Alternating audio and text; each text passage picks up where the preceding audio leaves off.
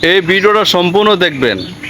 যখন আপনি ঘর থেকে বার হওয়ার সময় দরজাটা টান দেন কিন্তু ফাঁক হয়ে যায়, এই ভিডিওটা দেখে বুঝতে পারেন কীভাবে একটা গ্যাজেট তৈরি করতেছে। খুবই অসাধারণ একটা ভিডিও ভাই, পুরো ভিডিওটা দেখতে থাকুন সবাই। খুবই সুন্দর একটা ভিডিও, সবাই দেখতে থাকুন। অসাধারণ, দেখেন কি কাজটা করে নিচ্ছে, একটা গ্যাজেট তৈরি করতেছে খুবই সুন্দরভাবে। ভিডিওটা সম্পূর্ণ দেখতে থাকুন সবাই। খুবই অসাধারণ একটা ভিডিও, দেখেন কি সুন্দরভাবে স্ক্রিনের মাধ্যমে কাজটা করে নিচ্ছে।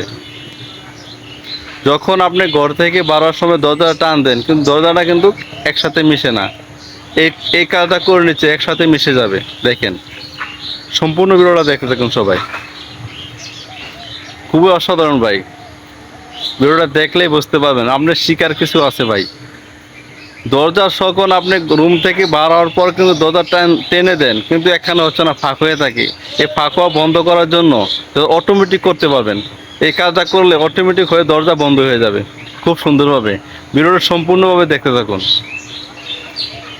খুবই সুন্দর ভিডিও ভাইয়া, ভালো লাগবে। আসলে শিক্ষণীয়, কারণ কি একটা যদি আপনার পাশপাতিতে একটা যে কোনো কাজ করা হয় এটা কিন্তু শিক্ষণীয় হয়। যারা শেখাচ্ছে ভিডিওটা আপনি দেখে টেকনিক শিখে রাখুন, আপনি যে কোনো সময় এই কাজটা করতে পারবেন। খুবই সুন্দর একটা ভিডিও ভাইয়া।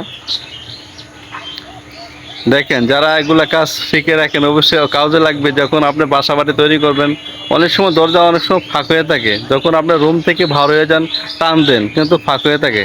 এই ফাঁকটা বন্ধ করার জন্য এই কাজটা করে নিচ্ছে। দেখেন খুব সুন্দরভাবে কাজটা করে নিচ্ছে। খুবই অসাধারণ একটা ভিডিও।